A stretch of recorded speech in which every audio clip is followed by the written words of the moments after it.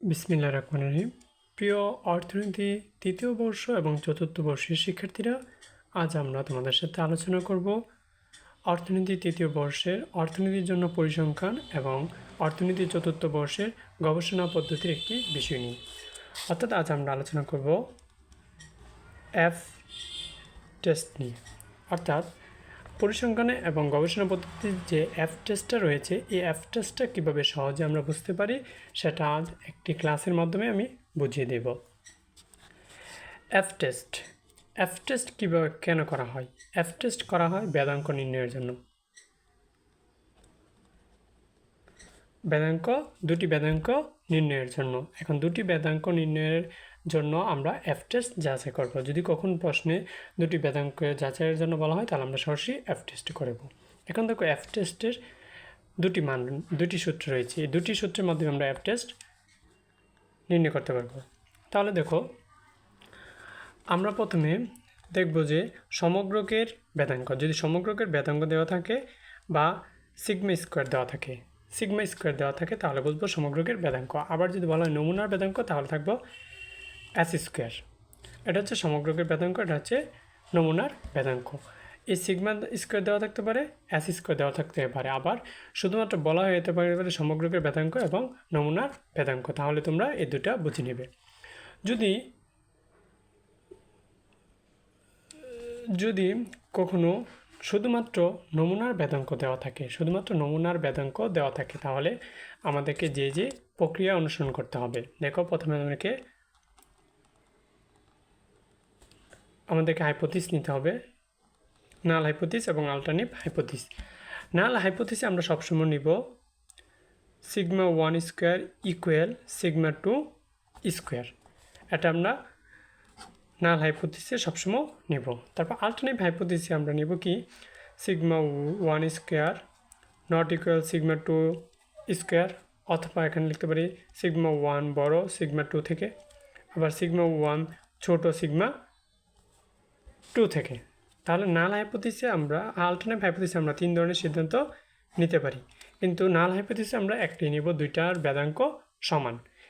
এখানে আমরা দুইটা বেদাঙ্ক সমান। তাহলে যদি আমাদের শুধু নমুনার বেদাঙ্ক দেওয়া থাকে এবং বলা হয় যে কি নিতে হবে, তাহলে আমাদের এফ মানে ক্যালকুলেটর মানটা আমাদের নিতে হবে। এফ ক্যালকুলেটরের মানটা আমরা বের করতে হবে। এফ এর ক্যালকুলেটর মানটা হবে S1 square by S2 square. এটা হচ্ছে প্রথম যে এফ টেস্টের সূত্র। এখন দেখো, এখানে আমাদের স্বাধীনতার মাত্রা লাগবে। স্বাধীনতার মাত্রা হবে B1 B2। এখানে B1 হবে এই যে প্রথম নমুনার সংখ্যা -1, আর B2 হবে দ্বিতীয় নমুনার সংখ্যা -2। এটা হচ্ছে স্বাধীনতার মাত্রা। এখন এফ এর যে টেবিল মানটা, এই টেবিল মানটা বের করার জন্য দুটো মান রেখেছি। এখন B1 আমরা কীভাবে বের করব? B1 আমরা বের করব যে এফ এর যে টেবিলটা, ওইটার প্রথম সারিতে আমরা B1 পাবো, B1 এর মানটা পাবো। আর প্রথম যে কলাম, এই কলামে আমরা B2 এর মানটা পাবো। আশা করি বুঝতে পেরেছো। এখন দেখো, এফ কেলের আবার আরেকটা লিখতে পারি S2 square by S1 square. এটাও লেখা যায়, এটাও লেখা যায়। এখন কখন এটা হবে, কখন এটা হবে? যখন আমাদের S1 এর মান বড় হবে তখন এটা হবে, প্রথম বেদাঙ্কের মানটা যখন বড় হবে, নমুনার বেদাঙ্কের মানটা বড় হবে, তখন এটা হবে। আর দ্বিতীয় বেদাঙ্কের মানটা হয়, তাহলে এই সূত্রটা হবে। অর্থাৎ যেই বেদাঙ্কের মানটা বড়, ওই বেদাঙ্কটা উপরে হবে। এবং এক্ষেত্রে দেখো, B1 হবে N2 - 1 এবং B2 হবে N1 - 1। অর্থাৎ উপরে যেটা থাকবে ওইটার নমুনা হবে প্রথমটা, আর নিচে যেটা থাকবে এটার নমুনার মানটা হবে নিচেরটা। তাহলে আমরা এই প্রথম সূত্রের মাধ্যমে আমরা এফ টেস্টটা বুঝতে পেরেছি।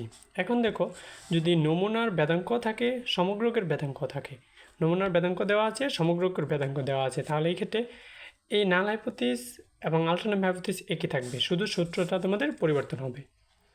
তাহলে এফ ক্যালকুলেটর মান হবে S1 স্কোয়ার N1, অর্থাৎ এটা গুণাকারে S1 স্কোয়ার এবং N1 স্কোয়ার। এক্ষেত্রে ভাগ দিতে হবে N1 - 1 বাই সিগমা 1 স্কোয়ার। আর এখানে হবে S2 স্কোয়ার N2 ভাগ N2 minus 1 by sigma 2 square, অর্থাৎ এখানে হচ্ছে নমুনার বেদাঙ্ক গুণ হচ্ছে নমুনার সংখ্যা ভাগ প্রথম নমুনার সংখ্যা মাইনাস 1 আর প্রথম সমগ্রকের বেদাঙ্ক ভাগ হচ্ছে দ্বিতীয় নমুনার বেদাঙ্ক গুণ দ্বিতীয় নমুনার সংখ্যা ভাগ দ্বিতীয় নমুনার সংখ্যা মাইনাস 1 আর হচ্ছে এটার সাথে গুণ হবে দ্বিতীয় সমগ্রকের বেদাঙ্কটা। অর্থাৎ এই ক্ষেত্রেও আমাদের স্বাধীনতার মান B1 B2 বের করতে হবে। B1 হবে কি, উপরে যেটা আছে এটার সংখ্যা N1 মাইনাস 1 আর N2 নিচেরটা আছে N2 মাইনাস 1, এক্ষেত্রে শুধু একটি সূত্র।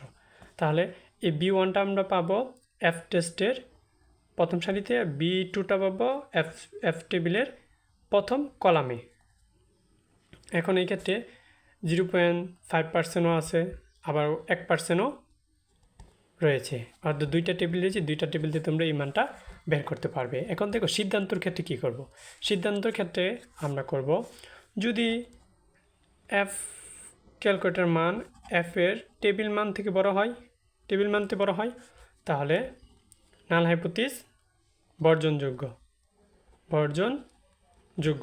আর যদি F ক্যালের মানটা F টেবিল মান থেকে ছোট হয়, তাহলে নাল হাইপোথিস গ্রহণযোগ্য।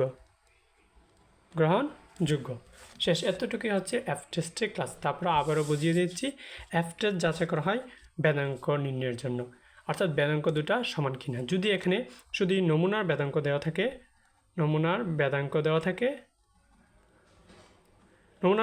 থাকে তাহলে শুধুমাত্র তোমাদের প্রথমে আমাদের নাল হাইপোথিস নিতে হবে দুটো বেদাঙ্ক সমান। তারপর যদি বলো দুইটা বেদাঙ্ক সমান কিনা এটার জন্য একটা বেদাঙ্ক বড় না ছোট, এটা যদি বলা হয় প্রথম বেদাঙ্ক বড় তাহলে এটা, আর যদি বলা হয় দ্বিতীয় বেদাঙ্ক সমান বড় তাহলে এটা হবে। এই ক্ষেত্রে ক্যালকুলেটর মান হবে এটা F ক্যাল ইকুয়াল, অর্থাৎ যে বেদাঙ্কটা বড় ওইটা উপরে থাকবে, যে বেদাঙ্কটা ছোট এটা নিচে থাকবে। তারপর আমাদের স্বাধীনতার মাত্রা বের করতে হবে B1 হলে উপরের যে বেদাঙ্ক এটার সংখ্যা -1 আর নিচের যে বেদাঙ্কটা থাকবে এটা সংখ্যা -1। এক্ষেত্রে B1 এর মান হবে F টেবিলের প্রথম সারিতে, ধরো এখানে 15, তাহলে প্রথম যে 1 2 3 4 প্রথম সারি 15তে হবে, আর এটার মান ধরো 8, তাহলে এটা কলাম মানের A8 হবে। তাহলে A8 আর 15তে মিলে যেটা হবে এটা হবে F এর টেবিল মান। এখন দেখো এই টেবিল মানটা যদি এখানে বলা হয়েছে কি, টেবিল মানটা যদি ছোট হয়, যে ক্যালকুলেটর মানটা বড় হয়, তাহলে নাল হাইপোথিস বাদ। আর যদি ক্যালকুলেটর মানটা যদি ছোটো হয় টেবিল মান থেকে, তাহলে নাল হাইপোথিস গ্রহণযোগ্য। এক্ষেত্রে যদি সমগ্রকের বেদাঙ্ক এবং নমুনার বেদাঙ্ক উভয় বেদাঙ্ক দেওয়া থাকে, তাহলে হবে F এর ক্যালকুলেটর মানটা হবে প্রথম নমুনার বেদাঙ্ক গুণ প্রথম নমুনার সংখ্যা ভাগ প্রথম নমুনার সংখ্যা -1 গুণ হচ্ছে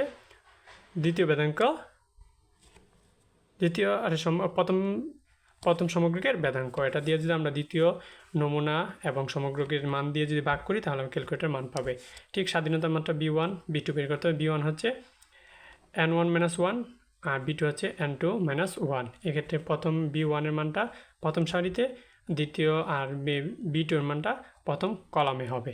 এখানে তো সিদ্ধান্ত একটা হবে, F ক্যালকুলেটর মানটা যদি বড় হয় তাহলে নাল হাইপোথিস বর্জনযোগ্য, আর ক্যালকুলেটর মানটা যদি ছোট হয় তাহলে নাল হাইপোথিস গ্রহণযোগ্য। শেষেভাবে আমরা সিদ্ধান্ত দিয়ে দিতে পারবো। আশা করি প্রিয় শিক্ষার্থীরা তোমরা F টেস্ট সম্পর্কে ভালোভাবে বুঝতে পেরেছো। ধন্যবাদ সবাইকে।